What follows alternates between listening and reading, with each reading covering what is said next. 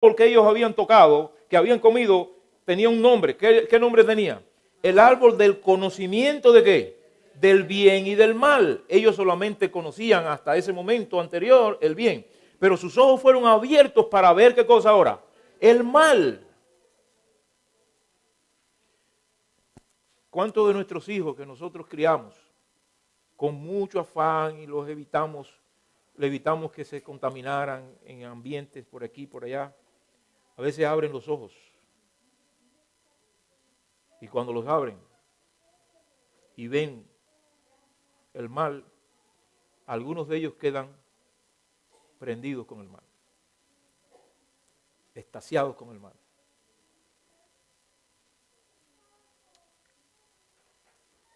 Cuando abren los ojos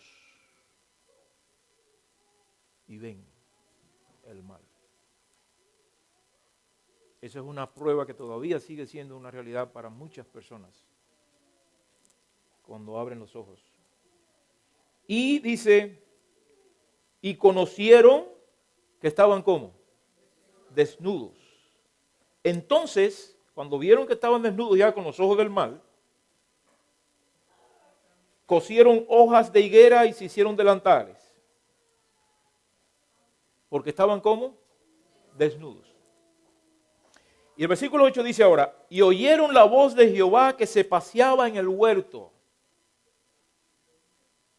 Posiblemente la oyeron como la habían escuchado anteriormente, buscándolos para dialogar con ellos y pasar ratos agradables como Dios lo pasaba con ellos antes de pecar. Y dice que la voz de Dios se paseaba en el huerto al aire del día y el hombre y su mujer, ¿qué hicieron? Se escondieron. ¿Ustedes creen que eso pasaba antes?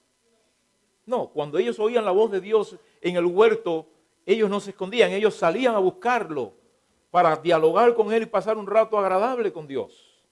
Pero ahora, en lugar de buscar a Dios y pasar un rato agradable, ellos se escondieron de la presencia de Dios entre los árboles del huerto.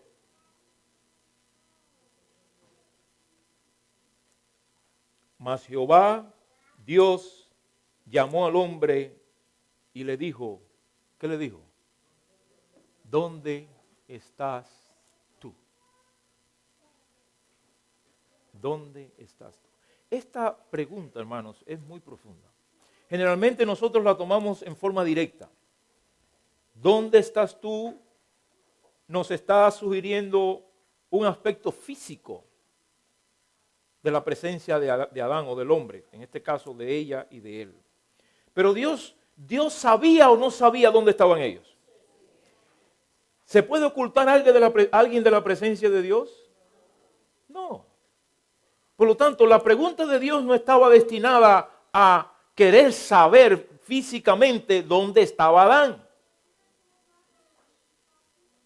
La pregunta de Dios tenía una connotación mucho más profunda y estaba destinada a despertar en Adán una conciencia de lo que Dios sabía que él había hecho. Es decir, que no era para que Adán supiera, ¡ay, me descubriste! No, Dios sabía dónde estaba. Dios sabe dónde tú estás.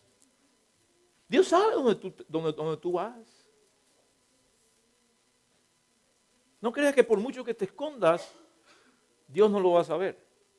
La pregunta de Dios, ¿dónde estás tú?, tiene una connotación mucho más profunda que la parte física de donde tú vas, o donde tú te metes, o donde te escondes.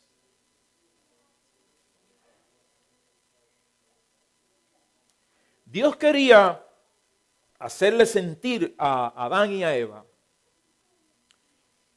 que ellos habían caído en una condición donde se habían puesto por voluntad propia en contra de él. El dilema que había, ya lo presenté anteriormente, era: el enemigo va a querer que tú le sirvas y yo quiero que tú me sirvas, que te mantengas de parte mía, que no comas de esa fruta. El día que comas, vas a demostrar que tú estás del lado de quién? De mi enemigo. Por lo tanto, si usted mira o escucha esa pregunta y la analiza desde ese punto de vista, es ¿dónde estás tú? Es ¿de qué lado tú estás realmente? Más que el aspecto físico, es ¿de qué lado tú estás, Adán?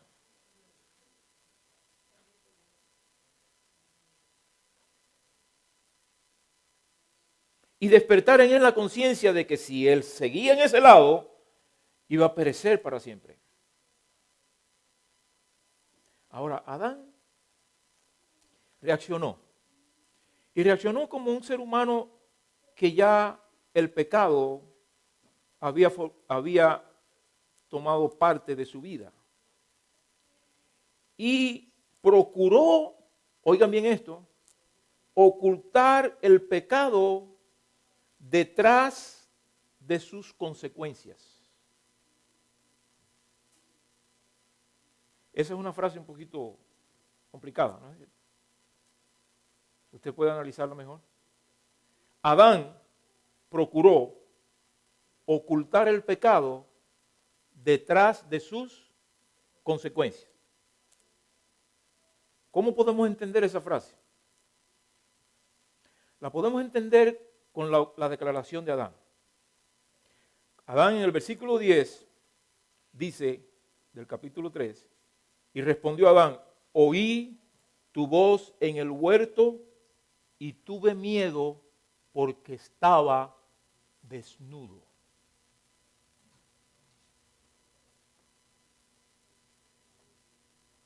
Oigan bien esto, la frase otra vez es, Adán procuró ocultar el pecado detrás de ¿qué cosa? De sus consecuencias. ¿Cuáles fueron las consecuencias del pecado de Adán inmediata? Desnudez. Sus ojos se abrieron y vio que estaba ¿cómo? Desnudo. ¿Qué es lo que era eso? ¿Una qué? Una consecuencia, una vergüenza. Porque él precisamente dijo que le dio vergüenza eso, ¿verdad? Y él, cuando Dios le pregunta, ¿dónde estás tú? En lugar de abrirle francamente el corazón y decirle la realidad de su vida, sencillamente, oigan lo que dice.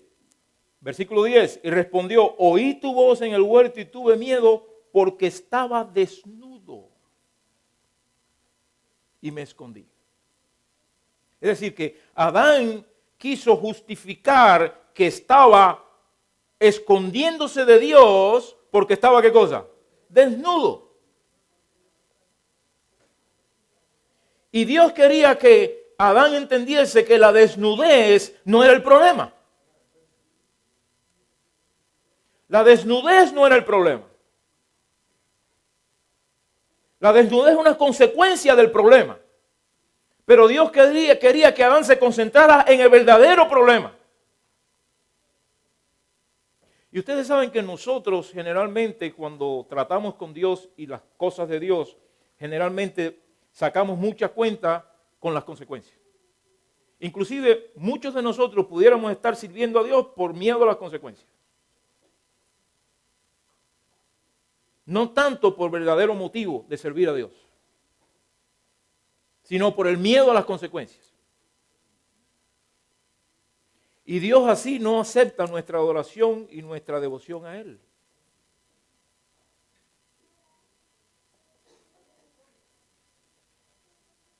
Miedo a las consecuencias no es problema. Lo que es problema es la actitud que tú has manifestado de desobediencia hacia mí. Yo recuerdo el caso de un muchacho que él trabajaba con un hombre de mucha plata. Tal parece como que el hombre, no sé, yo no sé de dónde sacaba la plata. Eso es un problema que yo no me quiero meter en eso. Pero él trabajaba ahí. Tenía unos carros tremendos. Especialmente tenía un carro de esos, modelo de esos deportivos. ¡Wow! Eso era. Y él era el que lavaba esos carros, él atendía todo, etc. Y este señor salió de viaje y le dijo, mira, te voy a dejar la llave del carro deportivo, el carro que más le gustaba a él, que más le atraía a él. Porque él movía los carros cuando los lavaba y le daba sus vueltecitas y eso en el área. Dijo, te voy a dejar la llave del carro deportivo porque quiero que lo arranques cada X tiempo para que se mantenga activo el carro deportivo. Y le dejó la llave. Y se fue a un viaje largo. ¿Quién le da la llave a un joven así, un carro deportivo de eso, sabiendo que el dueño se fue lejos y que aparentemente nadie lo está mirando? ¿Qué ustedes creen que hizo? Porto. Qué tentación esa, ¿eh? ¿Cuántos carros de esos que tú cargas tú quisieras? Si yo pudiera bajar uno de estos y dar una carrerita. Cogió el carro, arrancó, dio su vuelta, pero finalmente no pudo resistir y quiso probarlo y salió del área. Y se dio una vuelta larga y lo probó. ¿Y quién estaba ahí acechando? La serpiente. ¿Ustedes creen que no, hermanos? La serpiente está en todas partes. Y cuando usted está desobedeciendo a Dios, Él quiere de todas maneras que usted sufra y que pague las consecuencias. Y salió. Y ya ustedes saben lo que pasó. ¿Qué pasó? Se accidentó. Se accidentó. Y el carro todavía funcionó y lo pudo regresar al lugar, pero ya usted sabe, un carro de eso. Y él no sabía qué hacer, no sabía si irse, si dejar eso así, no sabía lo que hacer. El asunto es que pasó el tiempo, llegó el dueño y vio el carro. Y el muchacho, era un joven, casi llorando, le dijo, yo le prometo, yo no sé de dónde sacó eso, pero yo le prometo que yo le voy a pagar el carro, le voy a arreglar, le voy a pagar el arreglo del carro ese.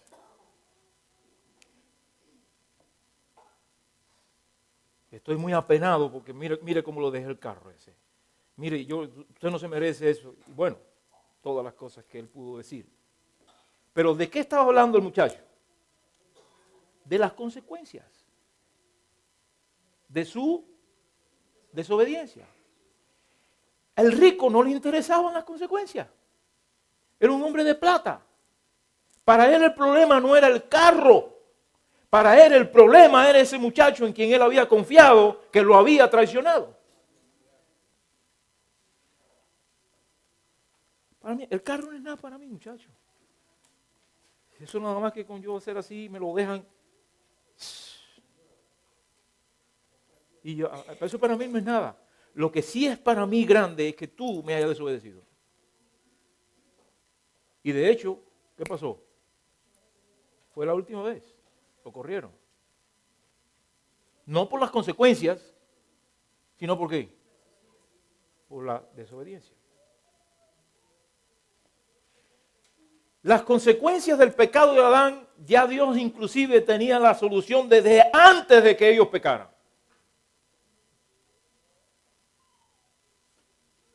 El problema era la actitud mental que Adán había desarrollado de desobediencia o rebelión, porque la desobediencia, ustedes saben cómo se considera, una rebelión contra la persona o contra Dios.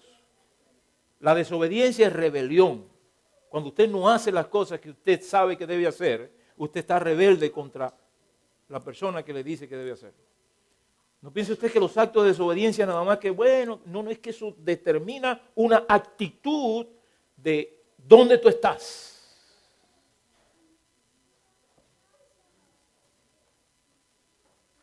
No es juego eso. ¿De qué lado tú estás? Por eso Jesús dijo, el que no está conmigo, ¿qué cosa? Está contra mí.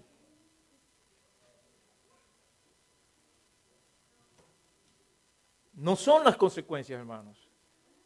Gracias a Dios que las consecuencias están todas pagadas ya. Ya Dios tiene anticipadamente todo garantizado para reparar nuestro chasis físico y hacernos nuevas criaturas por las consecuencias que el pecado ha causado. Pero Dios quiere darnos una dimensión mental de pensamiento que esté a favor de Él en toda circunstancia y en todo momento. Eso es lo que Dios quiere. Y ustedes saben, nosotros analizamos este relato y pensamos que las consecuencias fueron que Adán y Eva vieron que estaban desnudos, pero hay una frase anterior que también es parte de la consecuencia. Si vemos el versículo 10 otra vez, vamos al versículo 10 de Génesis 3, donde Dios llama a Adán y Adán responde, dice, y él respondió, oiga bien, y él respondió, oí tu voz en el huerto, ¿y qué pasó? Y tuve miedo y me escondí porque estaba desnudo. Es decir, que la consecuencia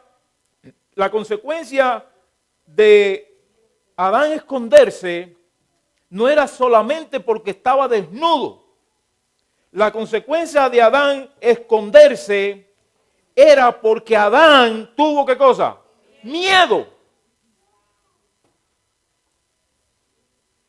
Porque si Adán no tiene miedo, aunque estuviese desnudo, él hubiese querido encontrarse con Dios.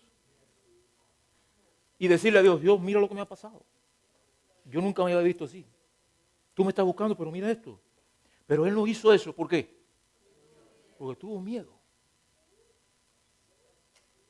Hermanos, el miedo es la primera consecuencia de apartarse de Dios. Y el miedo, ¿ustedes saben qué cosa hace el miedo? El miedo paraliza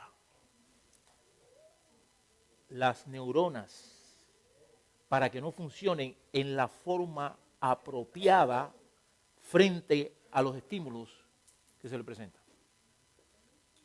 Eso lo hace el miedo. Es decir, que en lugar de usted correr para donde tiene que correr, corre en dirección contraria. Y usted dice, pero ¿por qué yo corrí para acá? Porque tenía ¿qué cosa? Porque tenía miedo. Esa es la artimaña que usan las fieras salvajes, depredadoras, especialmente el león. El león cuando ruge, ¿qué cosa hace? Los animales, fíjense, el león ruge y se paralizan los animales. Porque toman ¿qué cosa? Miedo. ¡Wow! Y cuando el león ataca a una manada de animales, el pánico, el miedo, y ellos lo hacen con ese propósito. Y los que corren juntos con la manada, generalmente escapan. Pero el que por el miedo se confunde y se sale de la manada, eso es lo que el león está esperando. Dice, ya este solito me lo trago yo. Y ustedes saben que hay mucha gente que se ha ido de la iglesia por causa de eso. Por miedo. Por miedo a las consecuencias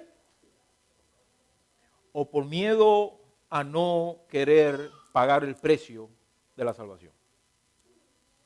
¿Y quién se lo come? El león. Usted solito por ahí se lo come el león. Ese es el lugar donde Dios quiere que usted esté, hermano. Aquí es donde hay salvación, en la presencia de Dios, en la casa de Dios. Esto Dios lo estableció para que usted pueda evitar que el león lo asalte solo por ahí. Hay que venir a la casa de Dios. Hay que reunirse en las asambleas de Dios. Cuando Dios invita y llama, fíjense bien, oigan esto es lo que les estoy diciendo ahora. La voz de Dios se pasea por Boca Ratón, se pasea por Deerfield, se pasea por Coral Springs, se pasea por Boynton Beach, se pasea la voz de Dios por todos lados los miércoles y dice, ¿dónde estás tú?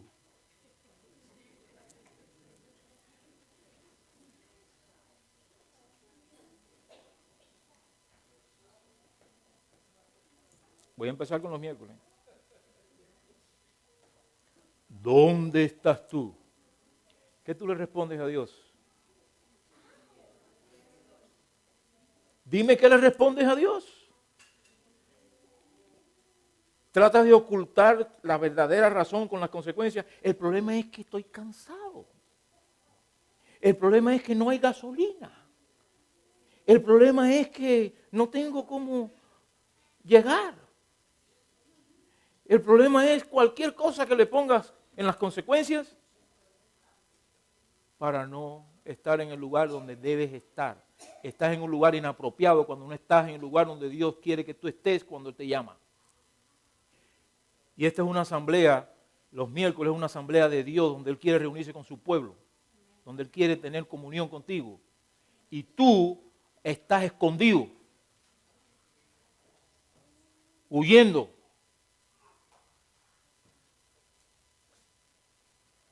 ¿Por qué no estás aquí?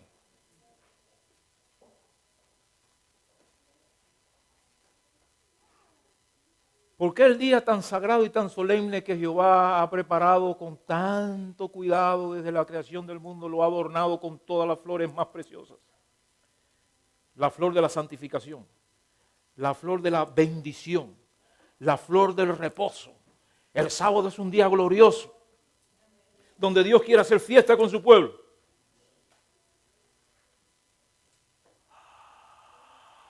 La voz de Dios paseándose. A las 8 de la mañana, tempranito ya, la voz de Dios paseándose por las casas de todos los hermanos, incluyendo la del pastor. ¿Dónde estás tú?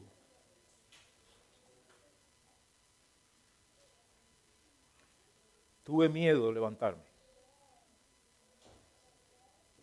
¿Qué excusa le vas a dar al Señor? Acuérdate, el Señor no está mirando la excusa que tú le vas a dar. La excusa que tú le vas a dar, no. Dios lo que está mirando es que hay detrás de la excusa hay algo que es lo que Dios ve, que tú le estás dando a Él una importancia secundaria. Le estás dando a Dios una importancia secundaria. No le estás dando a Dios el primer lugar en tu vida. Porque si le diéramos a Dios el primer lugar en tu vida, harías lo mismo que tú haces cuando te levantas todos los días para ir a trabajar. ¿Qué excusa tú le das al jefe tuyo? Ninguna, porque tú vas.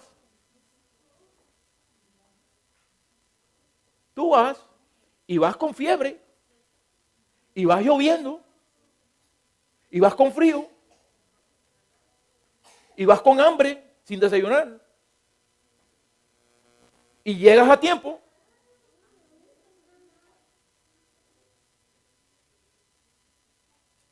Entonces, Dios vuelve a alzar su voz y dice, ¿qué dice Dios? ¿Dónde estás tú? ¿De qué lado tú estás? ¿Estás conmigo o estás contra mí? ¿Te interesa más servir a las cosas de este mundo? ¿Las cosas materiales? ¿Tus negocios? ¿Tus intereses personales? ¿Que servirme a mí? ¿Dónde estás tú? Hermanos, Dios nos está llamando porque el tiempo se acaba. La hora viene. Y esta es la hora en que nosotros debemos definir de qué lado estamos.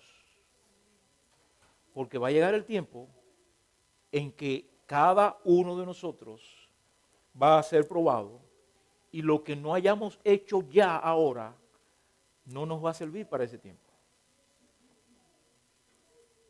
Tenemos que demostrarle al Señor ahora, por nuestra fidelidad, que estamos de su lado. Y el temor, el Señor aunque tengamos temor, porque el temor se puede justificar en ciertos momentos. Pero miren lo que dice el Señor en Isaías 41:10. En Isaías 41:10, el Señor dice allí algo bien específico. Dice allí, no temas. ¿Qué dice el Señor? No temas. ¿Por qué? Porque yo estoy contigo. No desmayes, porque yo soy tu Dios, que te esfuerzo.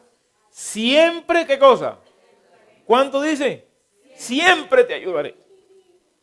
Siempre te qué. ¿Te qué? ¿Por qué te preocupas tanto por la comida y por el trabajo y por el dinero y por la renta y todo y dejas a Dios de lado? Él está diciendo que Él te va a sustentar siempre.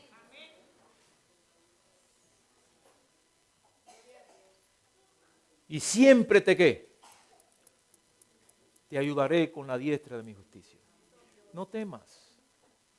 Hay dos casos que voy a terminar ya con esto. En la Biblia son clásicos del efecto del temor. Uno de ellos fue Elías. Elías, un hombre súper. Un hombre que había desafiado a los profetas del diablo. Él solo se había enfrentado con una mujer que era un demonio, que se llamaba ¿cómo? Jezabel, y había demostrado en el nombre de Dios que el poder está en Jehová. Pero después la mujer esa lo amenazó de muerte y le dijo, no voy a parar, no voy a dormir hasta que te corte la cabeza. Y empezó a temer Elías por su vida, por la amenaza de aquella mujer. Y usted sabe dónde fue a parar Elías, ese hombre que había hace poco desafiado a los profetas y había aniquilado otra pila de profetas en el nombre del Señor. Ahora lo encontramos por una amenaza en una cueva, pidiéndole a Dios que le quitara la vida por el miedo a la mujer. Pero oye, si la mujer te va a quitar la vida, mejor muérete que la mujer te la quite fiel a Dios y no que Dios te la quite. Es contradictorio, ¿no verdad? Porque estaba confundido Elías. Señor, yo me quiero morir. Pero si la mujer te va a matar, ve a ella para que te mate ella misma. Si te quieres morir, que tú vas huyendo. Pero es que Elías estaba, ¿qué cosa? Confundido porque tenía, ¿qué cosa? Miedo. Y él tenía que cumplir una misión. Nos encontramos ahora otro personaje que se llamó Jonás. Dios llamó a Jonás para que cumpliera una misión. De ir a una ciudad perversa, mala, la ciudad más mala que había en aquel tiempo, que acababa con la gente. Tienes que predicarle a esa gente. Sí, tienes que ir allá y predicarle. No, güey, sí, tienes que ir. Así que, mira, esta es la fecha, tal fecha, ve para allá. Y cuando llegó la fecha, Jonás cogió un barco que en lugar de ir para Miami, se fue para Nueva York.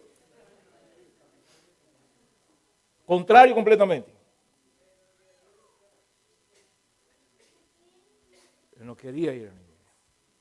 Y empezó a darle excusas a Dios de la razón y este color.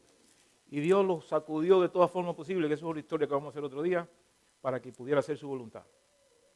Hermanos, nosotros, ¿dónde estamos? Dios nos ha llamado como un pueblo a cumplir una misión. Y nosotros estamos huyendo de Dios. Esa es la palabra, de la misión de Dios. Porque tenemos, ¿qué cosa? Miedo. Estamos confundidos.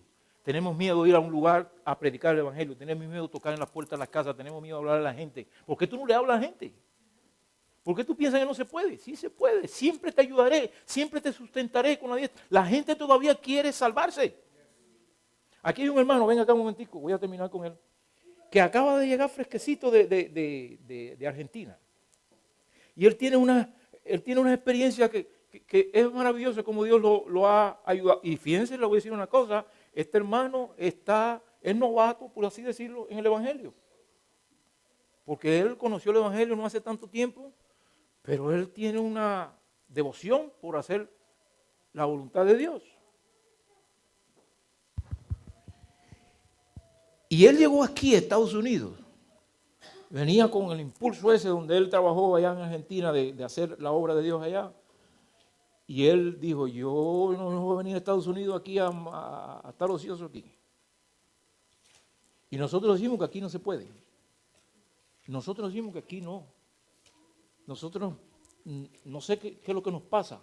Si es que estamos paralizados, si es que tenemos miedo, o si sencillamente le tenemos a Dios la excusa de las consecuencias. Ahora él nos va a contar brevemente lo que él está haciendo. Bueno, feliz sábado para todos. No estaba preparado para esto, pero debo decirle que en las preocupaciones que yo traía al llegar de Argentina el 29 de octubre, era cómo cumplir lo que prometí el día que me bauticé. Cuando me bauticé hace 5 años en Caballito, Argentina, donde tengo mi familia, y el grueso de la familia, que tengo el hijo, ese día dije, el resto de mi vida la voy a dedicar a la misión, Gloria a Dios. Predicar el Evangelio a todas las personas, pueblo, ciudad, lengua. Y pedí que me mandaran a los barrios pobres de Argentina a hacerlo, sin ningún interés económico, solo predicar el Evangelio, porque hice un balance de lo que había hecho en mi vida y de lo que había dejado de hacer, y decidí crear tesoros en el cielo. Gloria a Dios. Amén. Ya con la edad que tengo, esa era mi preocupación. Y empecé a predicar el Evangelio en Argentina, en esos lugares pobres. Me mandaban a los lugares donde no había presencia adventista. Les confieso que pasé mucho trabajo. Lo voy a relatar el 30 en la oportunidad que me dieron de predicar el miércoles. Voy a hablar de la misión. No se pierde esa noche. Y llegué a Estados Unidos, en un lugar que no se parece a ninguno de los lugares que he estado en el mundo. He visitado muchos lugares en el mundo y no se me parece a ninguno. Aquí hay abundancia, aquí hay ropa, mucha ropa, cosas baratas. ¿Eso se está viendo por internet ahí? ¿Se ve? Ok, no está bien. Y Dígame. realmente yo veía las cosas aquí, participé el 25 donde se come el guanajo, había mucha comida, muchos hermanos participaron, oré y planteé que le pedí a Dios que la misma abundancia que veía aquí estuviera en esos lugares presentes, donde dije un día aquí en el misionero que había visto niños morir por falta de asistencia médica y conocí el hambre, el llanto del niño por hambre. Tuvimos que resolver esos problemas antes de que se pudieran constituir esas iglesias que trabajamos en su constitución. Y bueno, el resto se lo relataré ese día, no quiero prolongarle porque ya es una hora avanzada, pero aquí comencé a caminar, fue lo único que me quedaba. Se iba a trabajar Jorge Alberto, el hijo mío, se iba a trabajar a su esposa, y yo me quedaba solo. Digo, ¿qué hacer aquí? Bueno, caminar.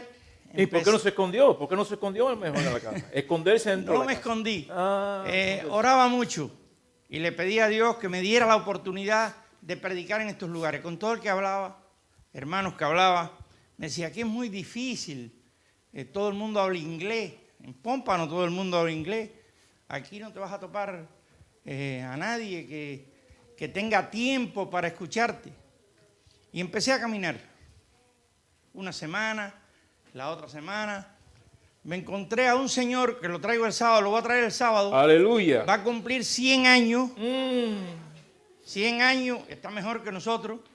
Y cubano, tuvo 20 años preso en Cuba, por las razones que también explicaré un poco el sábado, el miércoles 30.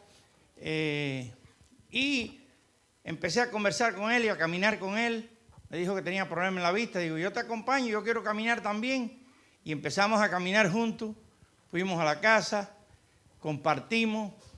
Y realmente tengo la experiencia que no es la iglesia el lugar donde se logra más efecto en la evangelización y en la misión.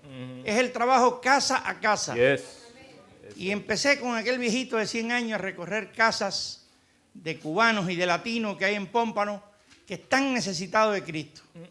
Hay 3 que estoy dándole ya estudio bíblico y voy a hacer un grupito de hispanos, es la idea que tengo, con las características estas. Estamos estudiando todos los días de 8:30 a 9:30 y después caminamos porque son gente jubilada. Y entonces esto me ha demostrado que la obra se puede hacer. Gloria a Dios. Y que hay muchas personas necesitadas de Cristo. Pienso que más que en otros lugares. Pero tenemos que trabajar por eso. Gloria a Dios. Hay que crear tesoros en el cielo. Me he propuesto eso y me adquiero la idea de que se ha planteado de traer un alma para Cristo. Amén. Pero eso no puede ser teoría, eso tiene que ir avalado de la práctica. Y cada uno de nosotros tenemos que rendir cuenta aquí a la iglesia, que es el cuerpo de Cristo, de qué estamos haciendo para traer un alma para Cristo. Este modesto logro, y lo que logré en Argentina también, que bautizamos más de 100 jóvenes en este tiempo, fruto de los estudios bíblicos que he dado, no es obra mía, es obra de Cristo que ha cambiado mi corazón, como le dijo a Nicodemo, nacer de nuevo. Gloria Yo nací de nuevo. Gloria a Dios. Gloria que a Dios lo bendiga. Amén. Esto es maravilloso, hermano. ¿Dónde estás tú? ¿Estás escondido? ¿En la caverna tuya? ¿En tu casa? ¿Detrás del televisor y que no hay tiempo y que no hay esto y que la gente no quiere? No. Hay otra cosa que Dios está buscando. No son las consecuencias, no es la gente.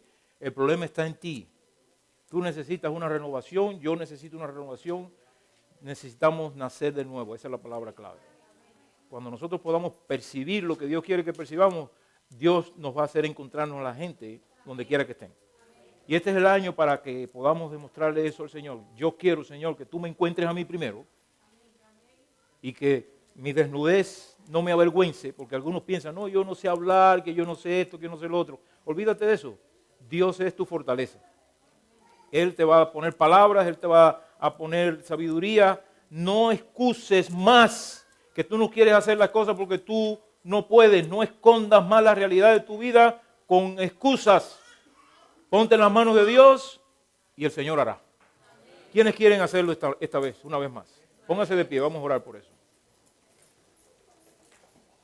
Bendito Dios, aquí está tu pueblo en esta mañana, reconociendo que realmente hemos estado escondidos y hemos tratado de justificar de alguna manera u otra nuestra actitud.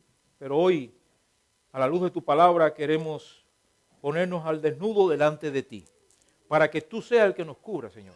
Nos cubras con tu gracia, con tu perdón, que no tengamos temor a las consecuencias, porque tú tienes todas las soluciones posibles para nuestros casos, para nuestros problemas, para nuestras finanzas, para la casa que se está perdiendo, para el problema del hogar, para el problema de los hijos, para todas las cosas esas que nos agobian y que nos llenan de temor. Tú tienes la solución para eso. Lo único que tú, Señor, estás esperando para que nosotros nos pongamos de tu lado 100%.